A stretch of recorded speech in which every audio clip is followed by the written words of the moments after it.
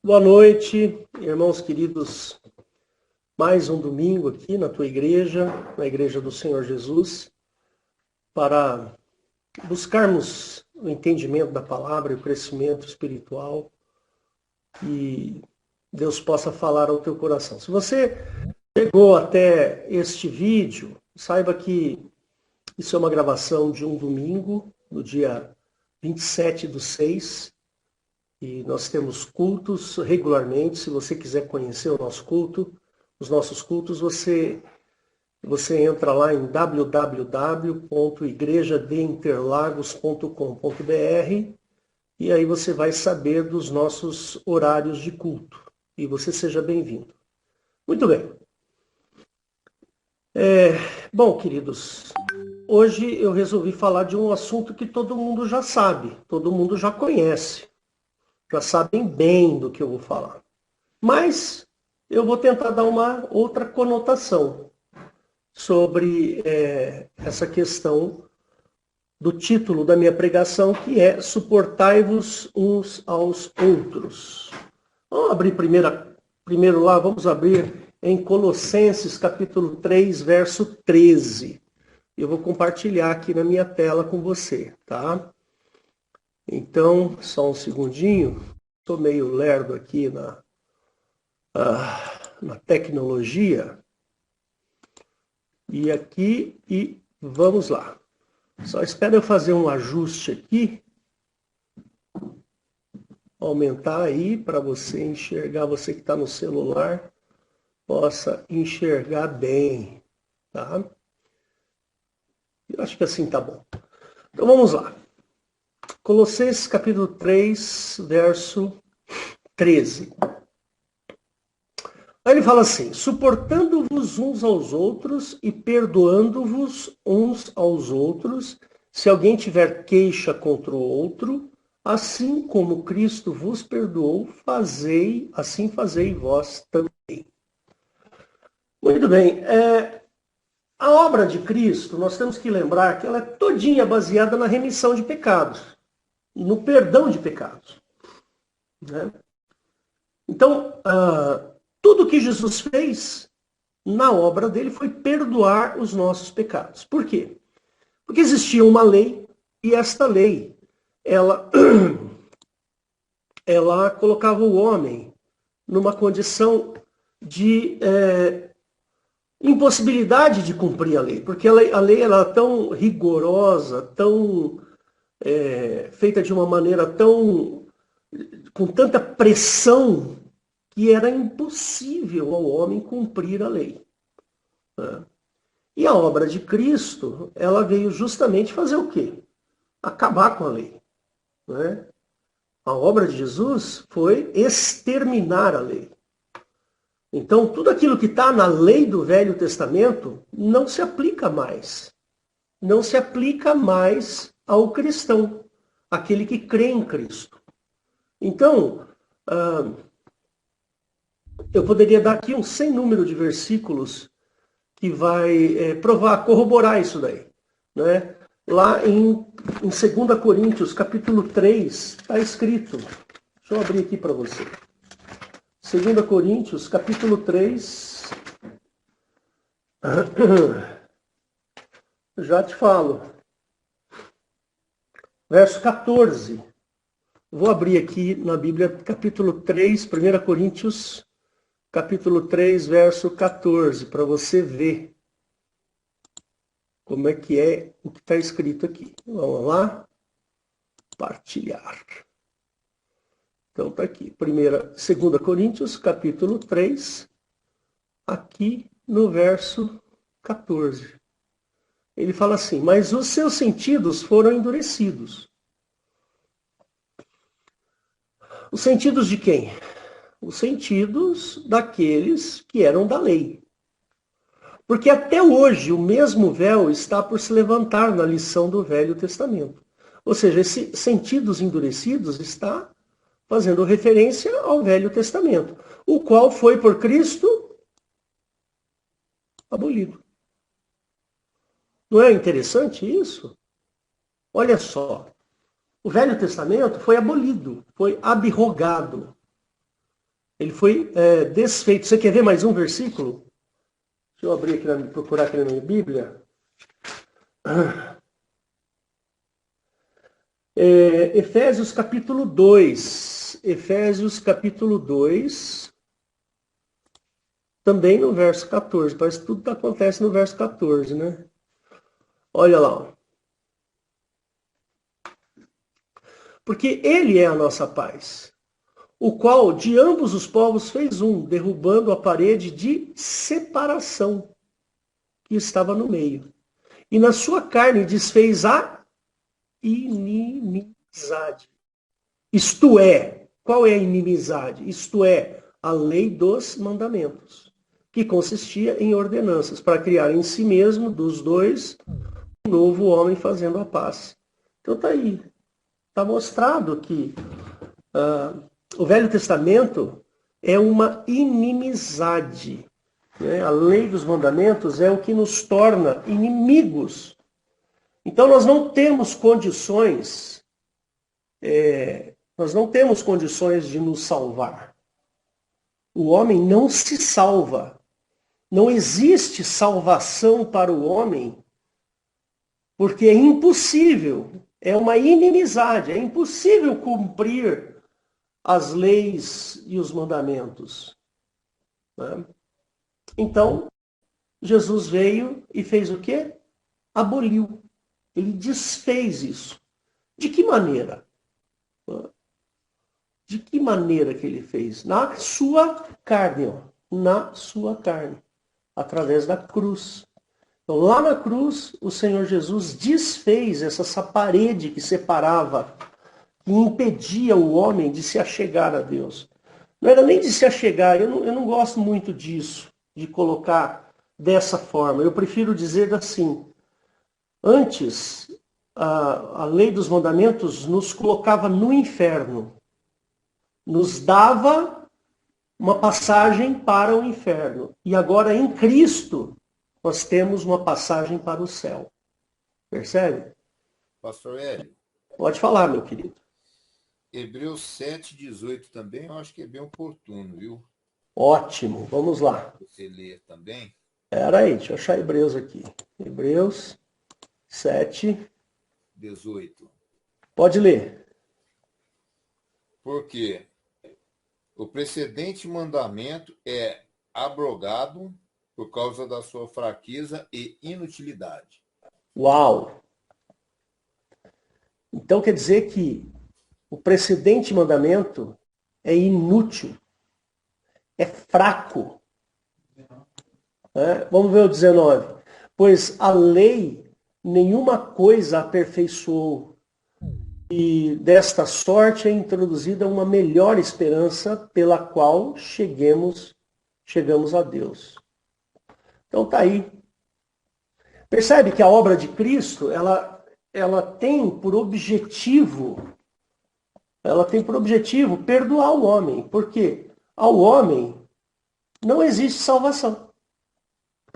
A lei era inútil e nos colocava dentro do inferno. Era assim que a lei fazia. Percebe? Então o objetivo da obra de Cristo sempre foi nos dar essa chance, a chance de irmos e entrarmos no reino de Deus. Por isso que ele coloca lá em Colossenses 3,13, ele fala assim, né, suportando-vos uns aos outros. E se alguém tendo queixa de algum outro, né, perdoe, faça como Cristo fez. Perdoou-nos. Ele nos deu a chance. O perdão é uma chance que você dá para a pessoa. É uma chance que você dá para ela se restaurar diante de você. Então, por exemplo, eu faço alguma coisa que magoou meu irmão ou meu filho, por exemplo, minha filha. Fiz alguma coisa que magoou minha filha. Algo que eu falei, ou sei lá. Eu vou lá e peço perdão. Quando eu peço perdão, se ela me perdoar, ela está me dando uma chance. Ela está me dando uma oportunidade para que eu possa ser realmente uma pessoa restaurada, sem aquele rancor. É assim que funciona a obra de Jesus. A obra de Cristo é desse jeito. Percebe? Então nós precisamos ter isso muito claro na nossa mente. A obra de Jesus não é uma religião. Nós não estamos atrás de ser religiosos, longe de mim ser religioso. Não é? Nós somos, nós somos religiosos no que diz a constância das coisas, no que diz respeito à constância das coisas que fazemos para a igreja. Isso nos torna religiosos. Então, por exemplo, tem um louvor, tem a palavra, depois tem a oração, sabe? É meio que uma liturgia que ocorre, percebe? Cada igreja tem a sua liturgia. Isso é a religião. A liturgia da coisa é a religião. Percebe? Mas a obra de Cristo não é religião, de jeito nenhum. É uma obra de perdão. É a construção do perdão no nosso coração. Né? Por isso que é importante a gente dar a oportunidade. Vou dar um exemplo.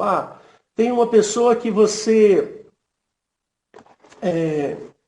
que te magoou por algum motivo, fez algo errado para você, ou te prejudicou de alguma forma, e você se magoou por causa disso. E aí, você sabe que aquela pessoa não vai mudar, que ela vai continuar daquele jeito. Você sabe que é da natureza dessa pessoa, a menos que ela se converta a Jesus definitivamente. Mas você sabe, puxa vida, eu sei que aquele fulano, aquela pessoa que trabalha comigo, sempre vai fazer isso contra mim. Mas eu vou ter um coração aberto para o perdão. Né? Eu tenho uma queixa contra aquela pessoa, que ela está me fazendo mal sempre lá no meu trabalho, por exemplo. Então, eu abro meu coração para o perdão. Isso é perdoar. Eu abro.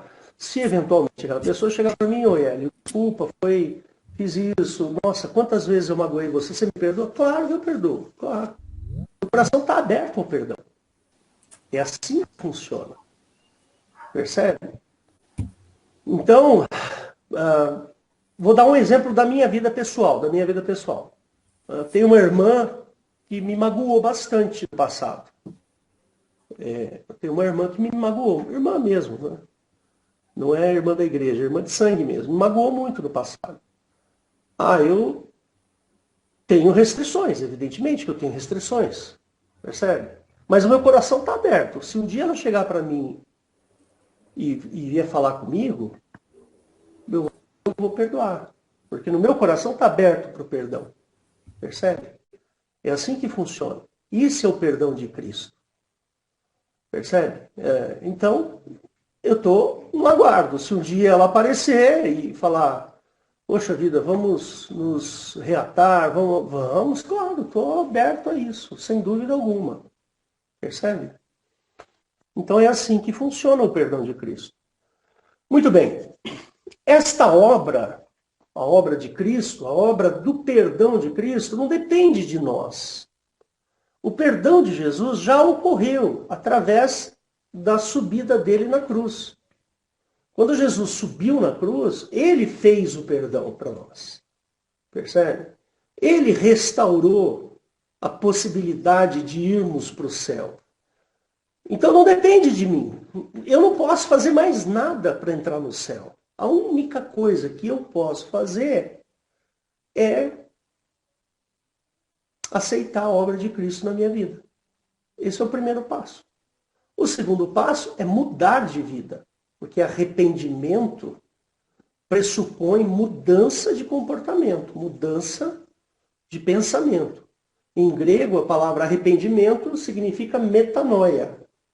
E metanoia significa mudança de direção. Então funciona assim. Quando nós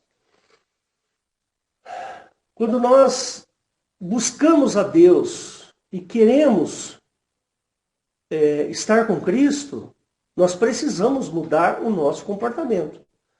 Mas aí eu vou estar me forçando. Não é uma forçação de barra, eu poderia dizer. Não, você vai permitir que o Espírito Santo venha até você. Você vai permitir que o Espírito Santo te comova.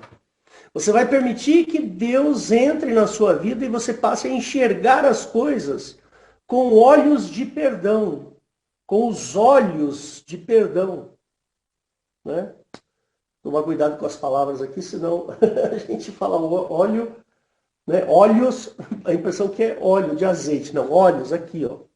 Você vai olhar as situações com olhos de perdão. Né? Então, as pessoas vão olhar para você e vai falar assim, puxa, o Hélio não faz mais aquilo que ele fazia. Ele mudou, ele está diferente. Lógico, por quê? Porque agora eu amo a Cristo, eu tenho a Cristo no meu coração. Então, a obra de salvação que Jesus fez, ela foi feita e acabou. Não existe mais nada que se faça para que o homem seja salvo. Nada. A obra está lá. Percebe? Por exemplo, João capítulo 1, verso 12. Né? O que diz lá em João capítulo 1, verso 12? Vamos colocar aqui para vocês. Presta atenção. João capítulo 1, verso 12.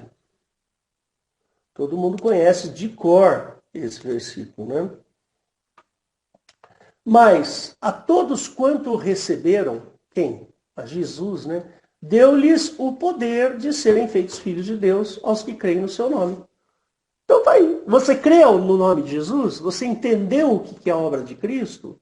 Tá claro para você que Jesus subiu na cruz para que você pudesse ter salvação? Ah, tá. E você aceita essa obra de salvação na sua vida? Você crê que através da obra de Cristo você vai ser perdoado? Creio. Então pronto. Esse é o poder que ele te deu. Ele está te dando um poder. Não é um poder que nem super-herói, não, né? Aqueles poderes dos X-Men, né? Tá certo? Não, não é, não tem nada a ver. Que poder? É um poder espiritual.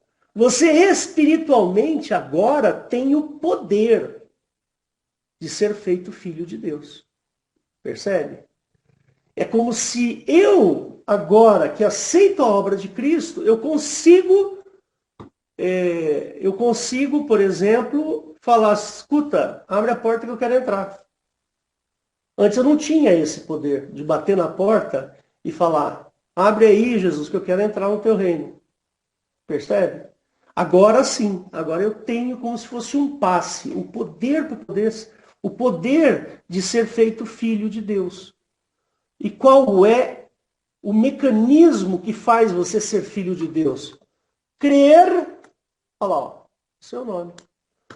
Por isso que a obra de Cristo é maravilhosa. Percebe? A obra do Senhor Jesus é fantástica. Antes você tinha que cumprir mandamentos. E não mata, não rouba, não isso, não aquilo. Percebe? Você tinha que, tem que fazer isso.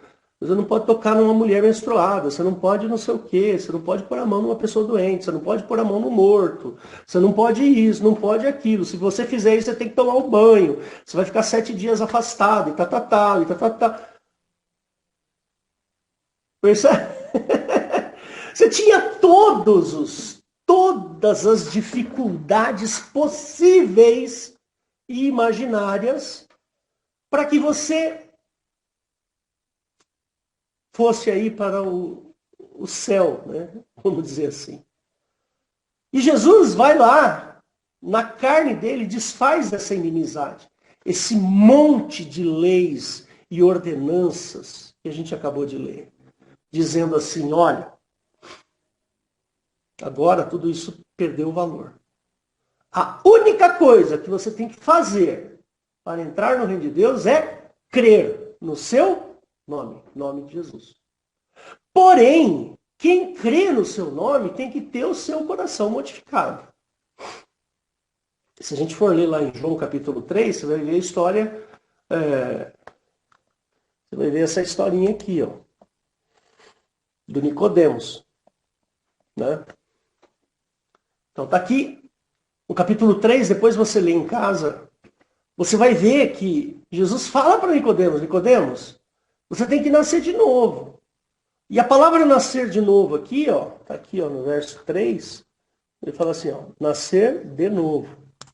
Por quê? Nascer de novo significa o seguinte, larga tudo que você crê. tudo que você pensa, a maneira como você pensa, a maneira como você julga o mundo, a maneira como você olha as coisas, você vai ter que olhar diferente agora. Percebe? Você tem que nascer de novo. É um novo nascimento. E esse nascer de novo está relacionado com a sua crença em Jesus. Percebe? Aquele que crê em Jesus passa por esse novo nascimento. Nós passamos a enxergar com olhos de perdão. Percebe? Nós passamos a enxergar com olhos verdadeiros. A verdade está acima de você. A verdade está na sua frente. É assim que funciona a obra do Senhor Jesus. Não é ir na igreja todo domingo. Ir na igreja todo domingo, até o diabo vai. Não é? Até o diabo vai na igreja, sabia? A Bíblia fala que ele está ao redor, rugindo como leão, buscando... Se você está na igreja, ele continua ao redor. Então o diabo está junto. A Bíblia fala que o diabo está ao nosso redor, rugindo, buscando a quem possa tragar. Percebe? Então, queridos, nós precisamos nascer de novo. É fundamental. E esse nascer de novo implica, basicamente, deixa eu fechar aqui. Esse nascer de novo implica, basicamente, mudar isso aqui, ó. A maneira como você enxerga. Que a partir de agora, quando você crê em Cristo, quando você ama a Jesus, os seus olhos são olhos de perdão. Percebe? Porque ele fala lá, né? Colossenses 3,13. Assim como Cristo fez. Se alguém tem queixa um do outro, vai lá e perdoa. Entendeu? É assim que funciona. Essa é a obra de Cristo. Aí ele fala assim, suportando-vos uns aos outros, né? Isso que é interessante. Por que suportando-vos uns aos outros? Porque suportar significa dar suporte. Não pense você que a gente está falando aqui de aguentar. Ah, eu tenho que aguentar a minha esposa. Né? Eu não suporto mais. Eu não aguento mais. Não, não é isso que ele está falando. Ele está dizendo de dar suporte. Né? Suportando-vos uns aos outros. É assim a obra de Cristo. A obra de suporte. Por exemplo, Jesus nos suportou. Nos deu suporte. Ele subiu na cruz. Esse é o suporte que Jesus está nos dando. Por isso que eu posso me apoiar em Cristo. Eu me apoio em Cristo, porque Cristo me deu suporte. Percebe? Funciona desse jeito. Queria que, antes da gente continuar, eu queria que você abrisse em Efésios 2. Vamos lá. Abrir em Efésios 2. Ali no comecinho de Efésios 2, tem uma coisinha que eu quero falar ainda a respeito dessa questão da gente não dá mais para fazer mais nada. Porque o Senhor Jesus mudou a nossa situação com relação à lei. O Senhor Jesus nos deu condições de entrarmos para o seu reino. E esse texto aqui de Efésios 2, de 1 a 10, ele é um texto... Nossa, a gente já leu assim 1 milhão de vezes, né? Está aberto os Filipenses, Hélio, em vez de Efésios. Sorry. Pronto, aqui. Esse texto de Efésios 2 aqui é um texto, assim, por demais conhecido de nós. Nós conhecemos muito esse texto. Mas tem algumas coisinhas aqui que, se a gente puder fazer fazer uma pequena interpretação, porque aqui está, vamos dizer assim, um resumo da obra de Cristo. O resumo da obra de Jesus está exatamente nesse texto aqui. Então, qualquer dia, você para meditar nesse texto com bastante paciência. Tenta entender verso a verso, palavra a palavra, que você vai ver que o Espírito Santo vai falar muito no teu coração. Ele fala assim, ele já começa, né? Ó, e vos vivificou, ou seja, vos deu vida. estando vós mortos em ofensas e pecados. Ou seja, a morte é a ofensa e pecado. Isso é morte. Mas Jesus é vida, ele nos vivificou. Em que noutro tempo, ou seja, antes da sua conversão, andaste segundo o curso deste mundo, segundo o príncipe das potestades do ar, do espírito que agora opera nos filhos da desobediência, entre os quais todos nós também antes andávamos nos desejos da nossa carne, fazendo a vontade da carne e dos pensamentos, e éramos por natureza filhos da ira, como os outros também. Então aqui está a descrição. Esses 3 primeiros versículos, está a descrição do que a lei do Velho Testamento fazia conosco. Não sei se você percebe aqui. Existe aqui a operação da lei. Porque o pecado, ele só existe quando tem lei. Percebe? Se não tem lei, não tem pecado. É isso que acontece. Então, se nós estávamos em ofensas e pecados, significa o quê? Que estávamos na lei, antes da nossa conversão. Éramos, por natureza, filhos da ira. Olha lá. A nossa natureza era que éramos filhos da ira, filhos da desgraça, filhos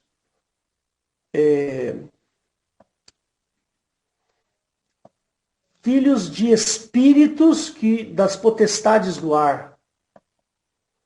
Percebe?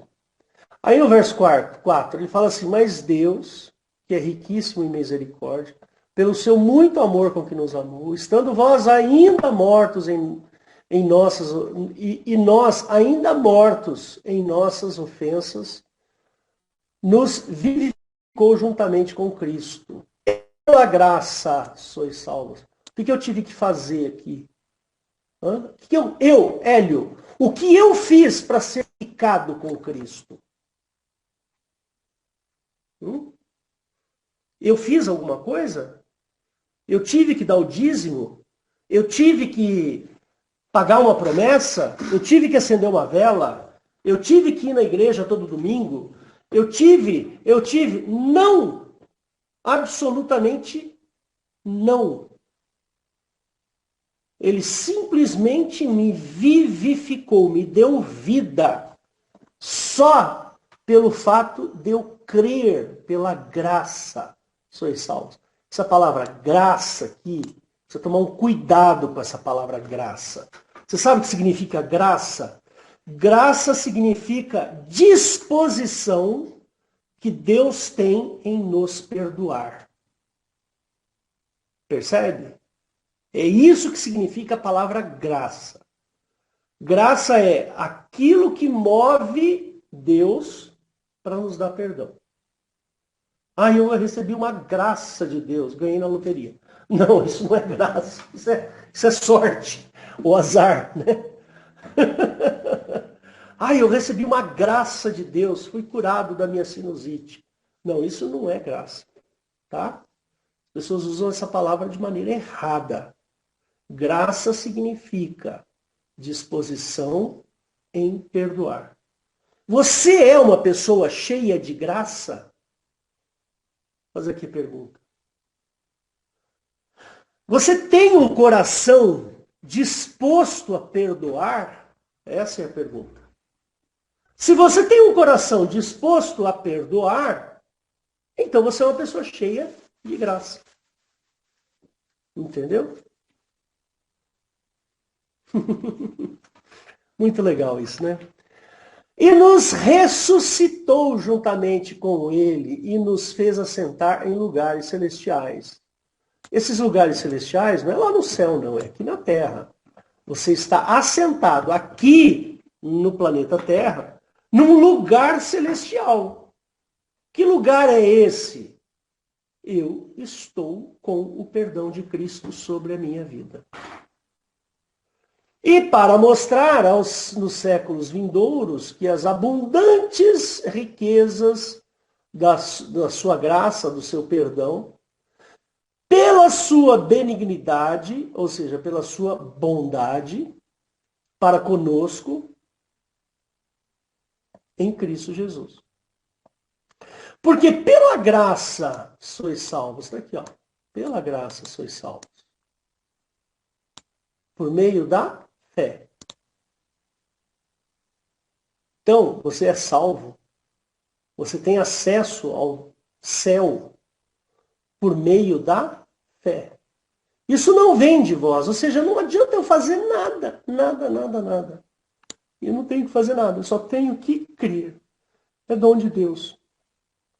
Não vem das obras. Ou seja, não adianta você pagar promessa. Não adianta você acender vela. Não adianta você dar o dízimo. Não adianta. Tudo isso não tem valor nenhum para a salvação. Percebe? Não vem das obras. Obra nenhuma te leva para o céu. A única é a obra de Cristo. Para que ninguém se glorie, porque somos feituras suas, criados em Cristo Jesus para as boas obras. Ah, bom. Então quer dizer que quando eu me converto, quando eu aceito a Jesus, eu sou transformado e começo a fazer o bem. E começo a promover o bem.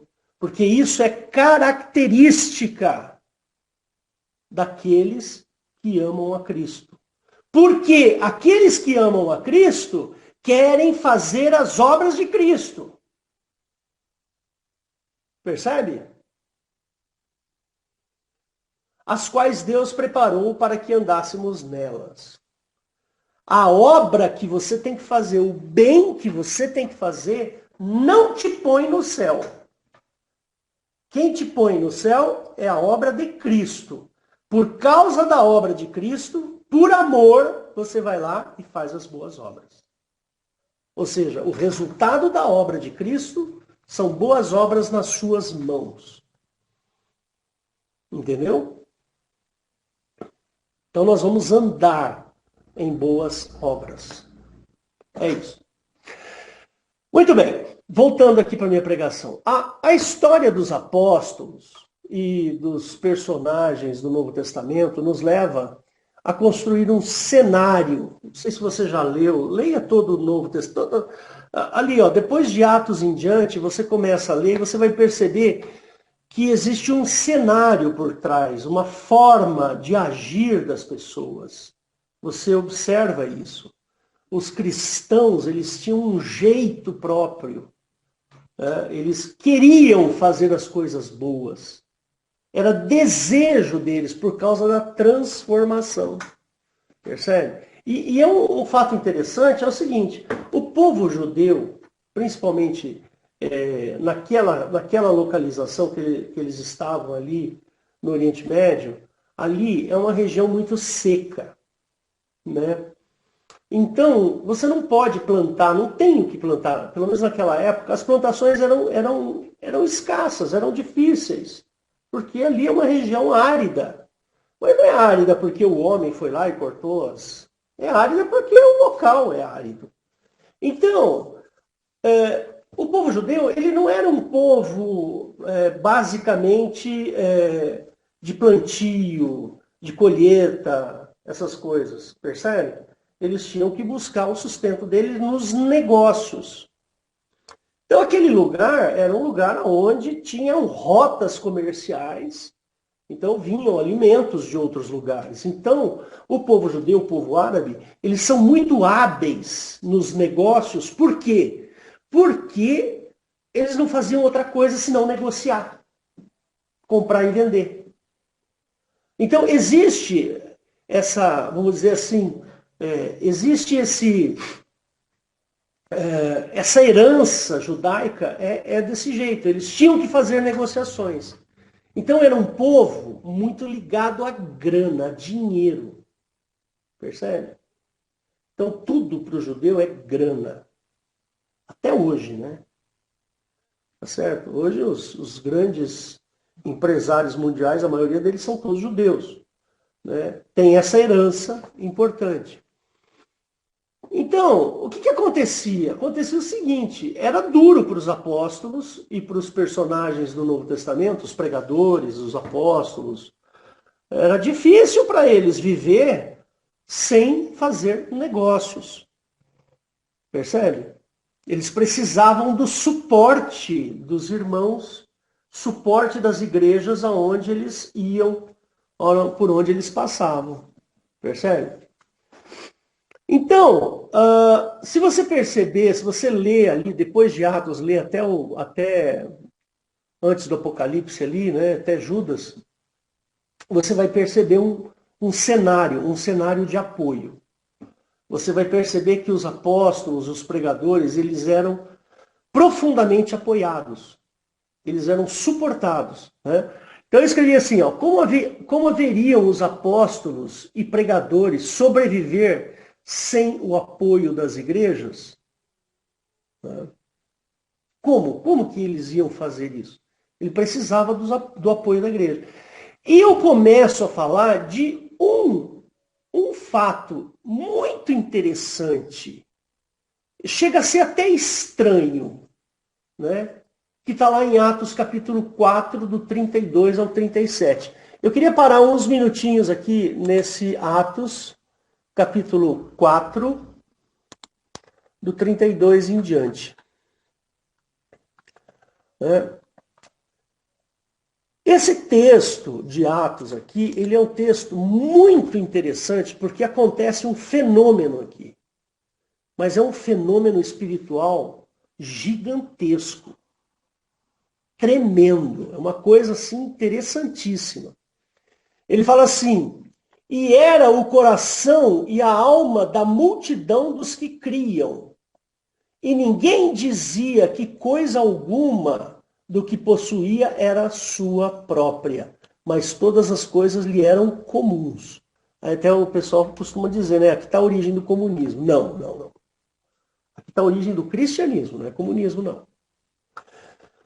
E os apóstolos davam com grande poder testemunho da ressurreição de Cristo, e em todos eles havia abundante graça. Não havia, pois, entre eles necessitado algum, porque todos os que possuíam herdades ou casas, vendendo-as, traziam o preço do que fora vendido e os depositavam aos pés dos apóstolos. E repartia-se cada um segundo a necessidade que cada um tinha. Então, José, cognominado pelos apóstolos de Barnabé, que traduzido é filho da consolação, levita, natural de Chipre, possuindo uma herdade, vendeu-a e trouxe o preço e depositou aos pés dos apóstolos. O fenômeno aqui é o seguinte, isso aqui está acontecendo dentro de Jerusalém. Né? Logo ali depois da pregação de Pedro e tal, né?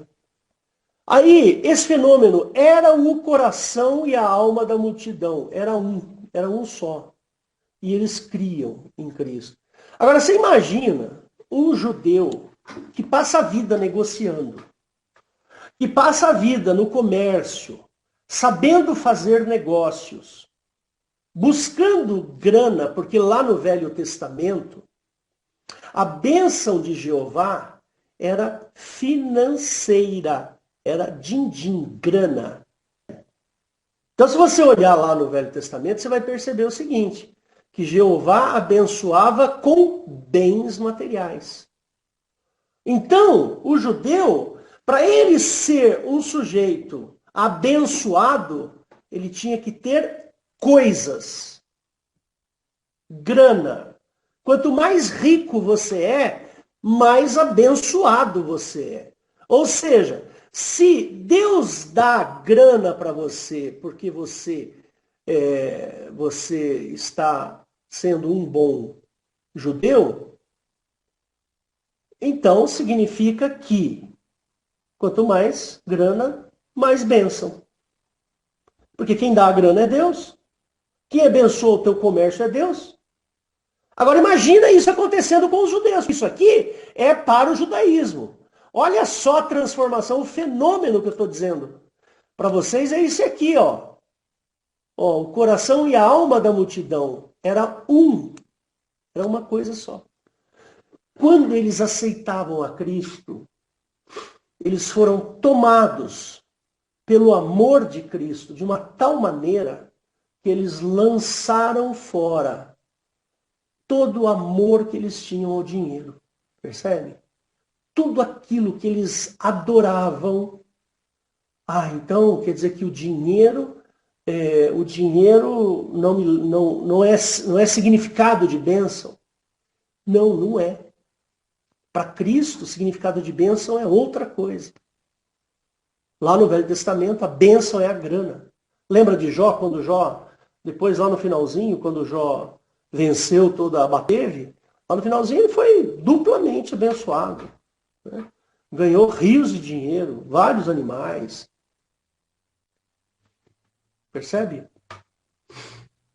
Esse fenômeno que está correndo aqui é um fenômeno que descaracteriza o judaísmo.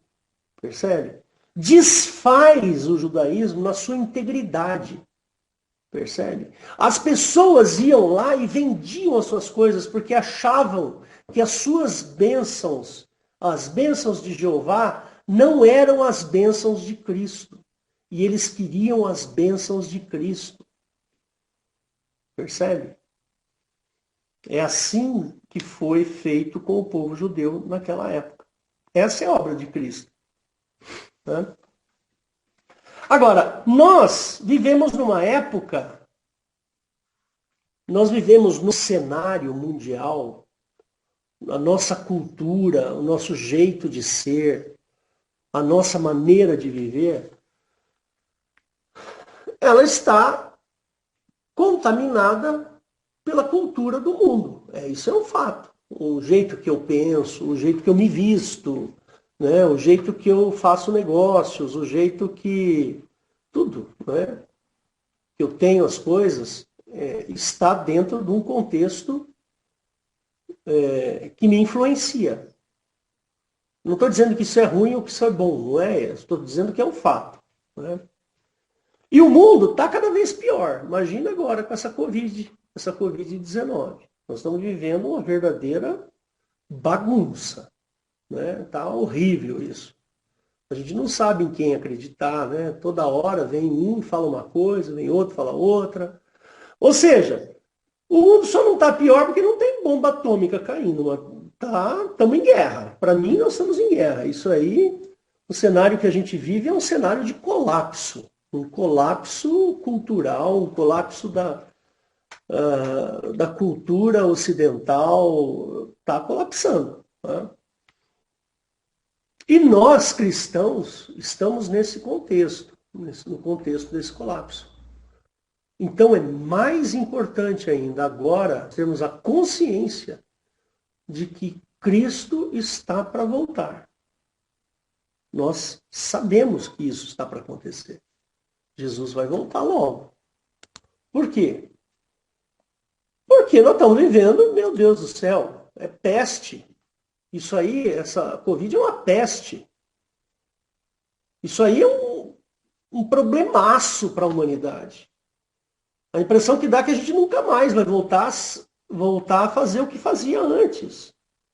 Mesmo com a vacina. Mas tem gente aí com problemas com a vacina. Percebe? Então está complicado. O mundo está ruim. E uma vez que o mundo está ruim, nós cristãos temos que suportarmos uns aos outros. Precisamos fazer isso. Nós temos uma grande oportunidade de vivermos o verdadeiro evangelho. O verdadeiro. Tá certo? Nós estamos num momento de grande crise. E esse versículo fala, suportando-vos uns aos outros, perdoando-vos uns aos outros. E se alguém tiver uma queixa contra o outro, assim como Cristo vos perdoou, assim fazei vós também. Então está aí a nossa oportunidade. É a sua oportunidade de ser um bom cristão. É suportar uns aos outros. E eu não estou falando aqui de grana, gente, não é isso, né? Pelo amor de Deus. Cada um suporta o outro da maneira que pode, né? E eu vou falar umas coisinhas interessantes ainda. Fica atento aí, né? Suportar significa dar suporte, atender a necessidades alheias. Ainda, né? Como é que eu escrevi aqui?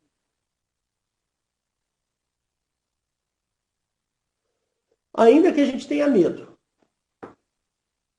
mas nós precisamos dar suporte. Nós precisamos ir adiante. Precisamos avançar. Precisamos cuidar do nosso irmão. Precisamos cuidar das pessoas. A obra de Cristo é isso. Cristo cuidou de nós. E agora nós vamos cuidar das pessoas. Né? Perdoar é uma coisa. Perdoar uma das coisas que a gente tem que fazer. O perdão é uma delas. Né? Lembra quando Pedro e João saíram pela porta formosa que está lá em Atos? Vamos abrir lá? Atos 3. Né? Vamos abrir em Atos capítulo 3.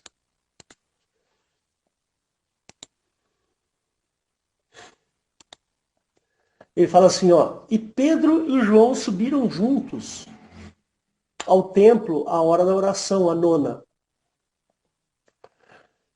E era trazido um homem que desde o ventre da sua mãe era coxo. Coxo era manco, uma pessoa que tinha um problema na perna. O qual todos os dias punham numa porta do templo, chamada Formosa, para pedir esmola aos que entravam. Então tinha um sujeito lá, um maltrapilho, uma pessoa, né, com problema, precisando de dinheiro, porque não podia trabalhar, porque ele era coxo. E vendo Pedro e João que iam entrando no templo, pediu que lhes dessem uma esmola. E Pedro e João, fitando os olhos nele, disse, olha para nós. E olhou para eles, esperando receber deles alguma coisa. E disse Pedro, não temos prata nem ouro, mas o que eu tenho, isso eu te dou. Em nome de Jesus Cristo, o Nazareno, levanta-te e anda. E tomou-o pela mão direita e levantou. E logo seus pés e artérios se firmaram. E saltando ele, pôs-se de pé e andou. E entrou com eles no templo, andando e saltando e louvando a Deus. E todo o povo o viu andar e louvar a Deus. Aqui tá bom.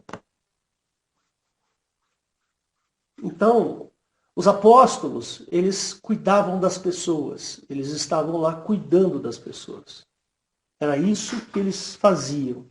Esse era o coração. Né?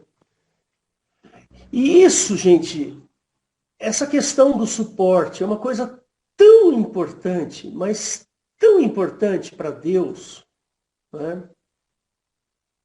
Que, irmãos, a gente não tem ideia de como isso é importante para Deus. Percebe? Porque, primeiro, quando você dá suporte para alguém, eu não vou conseguir terminar a palavra hoje, viu, irmãos? Talvez eu faça isso numa próxima vez, porque eu estou aqui nos 5 primeiros parágrafos de uma dezena deles. Umas 2 dezenas de parágrafo aqui. Mas a gente chega lá. Essa história de dar suporte é uma coisa mas tão importante para Deus. Se a gente tivesse noção, entendimento de como isso é válido para Deus, como Deus se agrada, percebe? Deus ama quem faz esse tipo de coisa. Deus ama aquela pessoa que dá o suporte. Tá certo? Irmãos, dar suporte não é dar dinheiro, irmãos. Nós voltamos a falar disso. É inclusive dar dinheiro, mas dar suporte é oração, é cuidado, sabe, você vê as necessidades interiores das pessoas que você ama, que você tem a oportunidade de cruzar, de conhecer, certo? Dos seus irmãos da igreja. Você quer ver uma coisa que legal que aconteceu outro dia? Outro dia eu tava lendo uma história, né? Estava lendo uma historinha, e essa historinha dizia o seguinte. Eu acho que essa historinha é verdadeira, tá? Não tenho certeza se ela é verdadeira ou não. O sujeito, ele ia andar com a esposa todo dia. Mas um sujeito já assim, de uma certa idade, já aposentado ali, sabe? Um cara lá de uns 60 e tantos anos, 70 anos. Eles iam andar. Todo dia eles iam andar. E o casal era muito unido, casado há muitos anos, né? Já ali no final da vida. E ele sempre levava um banquinho com ele. Sempre tinha um banquinho. Então eles iam andando e ele com o banquinho na mão. Ele andando com a esposa. Aí uma pessoa curiosa falou assim, olha, eu sempre vejo o senhor aqui com esse banquinho, andando com a sua esposa. Por que esse banquinho? Ah, esse banquinho aqui, eu vou te explicar por quê. Acontece o seguinte, eu sou casado com a minha esposa, sei lá, 40 anos. Essa mulher já fez tanta coisa para mim. Ela lavava minha roupa, lavava minhas cuecas, me fazia comida, e cuidava de mim, e limpava o banheiro, e limpava a casa. E agora, a gente está andando aqui, o mínimo que eu posso fazer é carregar um banquinho. Porque se ela se cansar, eu vou dar o banquinho para ela sentar. É ou não é uma loucura isso? Isso é dar suporte. Percebe? Isso é suporte. Isso é amor, né? É interessante isso, né? Vou dar um outro exemplo que aconteceu comigo agora, esses dias, né? A Sandra, do Wilson, ela sabe que eu gosto muito de coxinha, né? Aí ela ligou para mim num dia e falou, ô pastor, você tá aí na sua casa? Tô, pode ir. Ah, é que eu fiz coxinha e eu vou levar para o senhor. E ela trouxe um monte de coxinha deliciosa, irmão. Deliciosa. Olha que amor. Que bênção. Está cuidando da gente, está sabendo, nos conhece. Esse é o amor de Cristo. Percebe? A gente não tem que pensar duas vezes para ajudar alguém. Nós temos que ajudar, precisamos fazer, precisamos dar carinho, dar amor. É assim que funciona. E eu me senti amado, muito amado. Sabe? Aí veio o Wilson. Aí chegou o Wilson, junto, né? Ô pastor, tudo bom aí? Lá, não sei o quê, ó, a Sandra fez aqui e tal. Aí pude dar um abraço gostoso no Wilson. Né? Que benção. Como é bom ter irmãos. Que coisa gostosa. Olha, é tão importante essa história de dar suporte. Vocês lembram a história de Cornélio? Cornélio está lá em Atos... Ai, eu não sei onde está. Não sei se é 9, 19. Alguém lembra aí a história de Cornélio?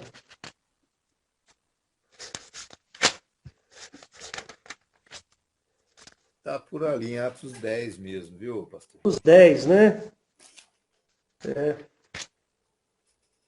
É Atos 10 mesmo. Eu achava que era 9. Atos Né? 10. Ele fala assim, só ler aqui no comecinho para você, ele fala assim, havia em Cesareia um homem por nome Cornélio, centurião da corte chamada italiana, piedoso e temente a Deus, com toda a sua casa, o qual fazia muitas esmolas ao povo, e de contínuo orava a Deus. Olha só, ele fazia muitas esmolas. Não é dar um realzinho, não. É ver a necessidade. Não. E quase a hora nona do dia, viu, né, claramente numa visão, um anjo de Deus, e se dirigia para ele e dizia, Cornélio. E o qual, fixando os olhos nele, e muito atemorizado, disse, que é, Senhor? Disse-lhe, as tuas orações e as tuas esmolas têm subido para a memória diante de Deus. Olha só.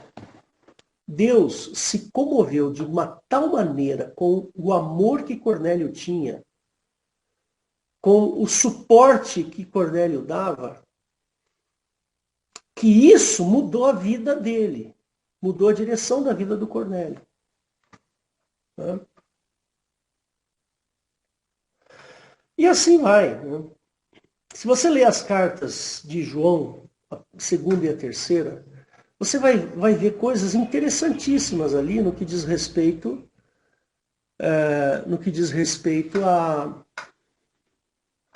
ao coração dos irmãos em dar suporte a Paulo. Paulo, diversas vezes, ele agradeceu aos irmãos. Olha, se não fossem vocês, né, que se juntaram e mandaram dinheiro para mim e tal, percebe? Davam suporte. A obra de Paulo, que foi pregar o evangelho aos gentios, ela se deu por causa do suporte dos irmãos, que ajudaram a Paulo, que ficaram ali junto de Paulo. E olha, eu vou te dizer uma coisa, viu? Se você quer ser um bom cristão, então leia Tiago, capítulo 1, verso 27. Vamos lá? Vamos abrir lá. Tiago, capítulo 1, verso 27. Vamos aqui, janela, partilhar. Então, Tiago 1, lá embaixo. A religião pura e imaculada para com Deus, o Pai, é esta. Olha só, ele está falando de pureza. Imaculado, imaculado é sem mancha. Uma coisa pura, sem mancha. Visitar os órfãos e as viúvas nas suas tribulações, nas suas necessidades. Então, é fundamental que a gente vá lá e dê o suporte às viúvas e os órfãos nas dificuldades e guardar-se da corrupção do mundo. Olha como é importante. Paulo chama isso de religião perfeita. A religião perfeita é visitar, é cuidar das pessoas. Percebe?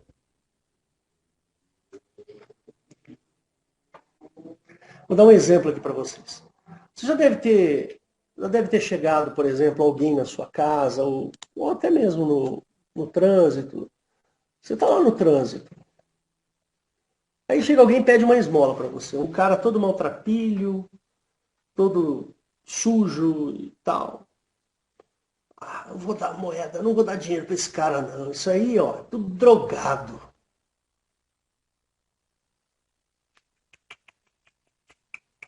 Não pense assim.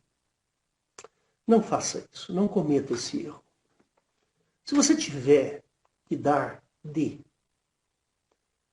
Porque eu sempre ensinei para os meus filhos o seguinte. Se eu dou um presente, então vamos pensar assim. Né? Eu vou lá e dou um presente para minha filha Esther. Chego lá e compro um iPhone 25, custou 14 mil reais. Aí eu vou dar de presente para ela. No momento que eu dei, nesse momento, aquele objeto não mais me pertence. Não está mais sob o meu domínio. Aí a Esther fala assim, puxa, ganhei um celular de 14 mil reais. Ah, eu vou vender esse celular. Ela vai e vende. Aí eu vou ficar chateado? Por quê? Ué, eu dei. Se eu dei, a posse não é mais minha. Ela faça o que ela quiser. Eu não tenho que ficar preocupado se a pessoa que você está dando dinheiro vai usar o dinheiro de maneira correta ou não. Você deu. Se deu, já não é mais teu, não é mais da sua conta. Percebe? Você está no trânsito, você tem 5 reais lá. Chega uma pessoa aqui, uma mulher pedindo dinheiro. Aí você fala, não vou dar. Não dê. Ah, mas ela vai comprar droga. Isso é problema dela, não é seu. A Bíblia fala que nós temos que dar, porque dar é melhor do que receber. Entendeu? Então, nós precisamos ser crentes de verdade. O crente não julga esse tipo de coisa. Percebe? Se você está dando, não é mais seu. Quando o Daniel casou, meu filho casou, eu dei para ele o meu carro. Eu tinha um carro, e aí eu peguei e dei. Aí, Toff, eu não tenho muito dinheiro para te dar no seu casamento, ó, pega esse carro e fica para você. Ele é seu, não é mais meu. Tá? Aí, um dia ele vendeu o carro. Falou assim, vou guardar, vou, sei lá, fazer o que com o dinheiro, não quero nem saber. Aí ele vendeu o carro. Pronto, não é mais meu aquele carro. Eu dei de coração. Então nós temos que pensar que quando a gente dá suporte, o suporte é apoio. O que a pessoa vai fazer com aquele apoio que você deu? Sempre, não teve uma vez que alguém chegou na minha porta de casa pedindo comida e eu tendo, eu dou. Alguma coisa eu dou. Sempre. Se eu tenho comida no fogão, pera aí que eu vou fritar um ovo para você. Frito o ovo, já viu isso, né? Frito um ovo, 2 ovos, 3 ovos, frito, ponho, acrescento tal e dou para a pessoa. Fritar ovo frito. Entendeu? É assim que funciona o suporte. Aí a Rosana faz isso. Vem alguém aqui, pede alguma coisa, ela vai lá no armário, vê, olha, tem aqui uma bolacha, tem um quilo de feijão. Ela vai e leva para a pessoa. Sempre isso é suporte. Isso é amor. Nós precisamos amar. É assim que funciona o cristianismo. Então, aprenda a se desprender daquilo que você dá. Entendeu?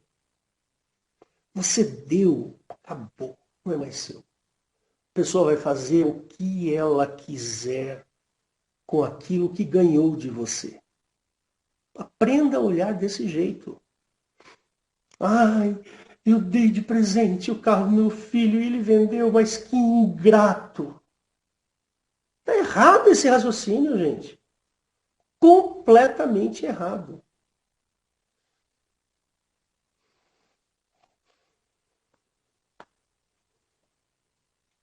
Mas eu não tenho dinheiro para esmolar, não tenho dinheiro para dar. Você pode dar um outro suporte, oração. Vai lá e ora pela pessoa. É uma maneira de você dar esmola. Não estou falando aqui a esmola pejorativa, entende, gente? Esmolar significa dar para a pessoa que está com uma necessidade. Isso é que significa esmolar. Entendeu? Eu não tinha dinheiro para dar para aquele cara, eu não tinha dinheiro para dar, mas então vou orar por ele. Que é um jeito que você tem para suportar o irmão que está necessitado. Entendeu?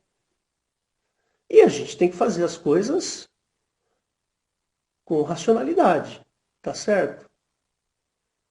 Temos que ser racionais. Eu só vou dar quando eu puder. Eu só vou esmolar quando eu tiver. Eu tenho, posso, dou.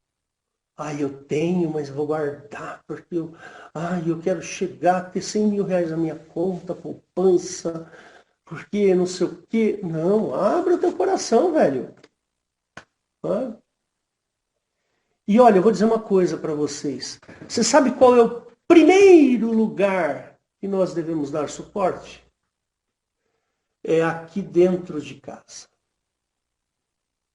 Primeiro você dá suporte dentro de casa. Dá suporte para sua esposa, para o seu marido, para o seu filho, para o seu pai, para sua mãe. Primeiro lugar é dar suporte dentro de casa. Depois você dá o suporte para o seu irmão na igreja. Nunca o contrário.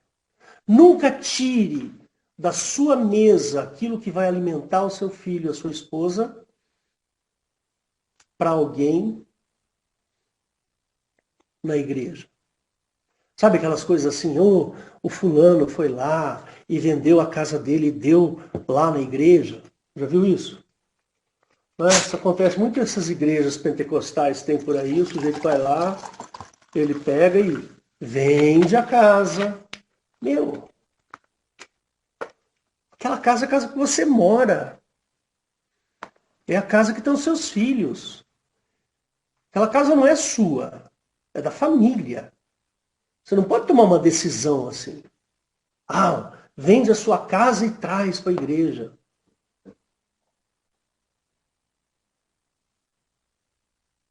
Irmãos, se você fizer isso, você está tirando o suporte da sua família. E isso é um erro muito grande. Entendeu? Ah, você tem 10 casas. Aí o sujeito lá está precisando morar. Tá, ó, faz o seguinte, mora na minha casa lá. Tá? Tudo bem. Esse é o suporte. Beleza. É o que aconteceu aqui em casa. Aconteceu isso. Aconteceu assim. A Raquel ia casar, vai casar, né? Minha filha vai casar. A tia dela pegou e falou assim, olha, eu tenho um apartamento assim, assim, e ele vai liberar. Se você quiser morar lá, pode morar. Eu cobro um valor de aluguel de tia para você. Pronto, ela deu suporte para a família. Porque família, percebe? Isso é do agrado de Deus. Isso é o amor de Deus nas nossas vidas. Tá? Você conhece bem 1 Coríntios 13, né? Quem não conhece? É um verso, é um capítulo muito interessante, né? 1 Coríntios, capítulo 13. Eu vou abrir aqui só um versinho. Só um versinho. Eu acho que é o verso mais complicado que tem em 1 Coríntios 13, e é isso que eu vou mostrar para você. 1 Coríntios, capítulo 13, que é o verso 5. Está escrito assim, ó. Não se porta com indecência, ó. Não busca os seus interesses. O amor é assim. Quando eu amo e dou, eu me desprendo daquilo, porque eu não tenho mais interesse naquilo. Percebe? Eu dei o meu carro para o meu filho, a partir do momento que eu dei, eu não tenho mais interesse. Eu não posso ficar chateado porque ele vendeu. Eu dei com tanto carinho, ele me magoou. Esquece isso. Vamos fazer o cristianismo verdadeiro nas nossas vidas. Vamos amar. É isso que importa. Cuidado com esse versículo. Esse versículo aí, ele é dureza. Tá? Dureza mesmo. Cuidado. Aquele que realmente ama não busca os seus interesses. Não busca. Busca o interesse do outro, da outra pessoa. Eu estou buscando o interesse da minha esposa, dos meus filhos, dos meus irmãos, não o meu. Cuidado com esse versículo. Então, queridos, o Espírito de Cristo, eu queria falar de espírito, eu queria falar espírito aqui, mas eu não quero pensar naquele espírito tipo ghost, sabe? Aquele espírito de fantasma, não é aquele espírito espiritual. Estou dizendo o Espírito de Cristo significa a ideia de Cristo, a filosofia por trás das ideias de Jesus. Esse Espírito, ele tem que mover o nosso coração. Esse sentimento que tem no coração de Cristo com relação ao próximo, ao outro, ao ponto de dar a sua vida, é isso que nós, como cristãos, temos que buscar. Percebe? Você precisa buscar isso na sua vida. Entendeu? Você tem dificuldade para encontrar esse sentimento de Cristo com relação ao seu irmão, vai orar. Vai orar. E a Bíblia fala, lá em João, ele fala assim, que viremos aquele que tem os meus... Nós viremos nele e faremos nele morada. Então, Jesus pode morar no seu coração e mudar os seus sentimentos com relação ao seu próximo. É assim que funciona o cristianismo. Esses sentimentos que nós temos de ter, de cuidar do que é meu, isso é uma coisa muito profunda. Né? Isso aí é uma coisa muito profunda. Eu não quero que ninguém venha aqui, por exemplo, mexa no meu piano. É meu esse piano aqui. Eu toco nele. Eu não quero. Não quero que ninguém venha aqui e bagunce com o meu piano, porque ele é meu, é minha propriedade. Então você percebe que esses sentimentos ocidentais que nós temos, né? Sentimento de poder, de ter as coisas, é um sentimento muito arraigado no nosso coração. E a gente sofre muito quando tem que se desfazer de alguma coisa. É um sofrimento, a gente sabe. Eu, por exemplo, eu gosto dos meus livros. Né? Eu chego alguém e falo assim, olha, me dá esse livro. Ah, não, esse livro aqui não vou dar não. Tá aqui, ó. Ó, esse livro aqui, ó. Eu amo esses livros. Amo, gosto. Se alguém me pedir, eu não vou dar. Por quê? Porque é meu. Eu comprei e uso. Percebe? Então, o sentimento de posse das coisas é um sentimento profundo no ser humano. É profundo. É uma coisa que está enraizada, está lá nos valores. Está na parte do teu coração que é quase inacessível. Percebe? Nós sofremos quando temos que dar alguma coisa. Então nós temos essa dificuldade, nós precisamos ir até Cristo e buscar o sentimento de Cristo. Nós precisamos buscar o sentimento de Jesus com relação a essas coisas. E eu queria propor isso para você. Eu não vou conseguir terminar, a gente termina numa outra ocasião. Então, se bem que falta bem pouca coisa para terminar, mas a melhor maneira que nós temos para ganhar esse Espírito de Cristo é deixar-se ser influenciado pela palavra de Deus. Então vai lá, busca na palavra, busca o amor lá nas palavras de Cristo, nos exemplos de Cristo, os exemplos dos apóstolos. Percebe? Deixe-se influenciar pelo Espírito de Cristo, pelo Espírito Santo. Deixe-se influenciar pelo Evangelho. Eu estou falando do Evangelho verdadeiro, não estou falando do Evangelho sabe, mequetrefe que tem por aí. Não, esse aí não. Eu quero o verdadeiro Evangelho racional, um culto racional.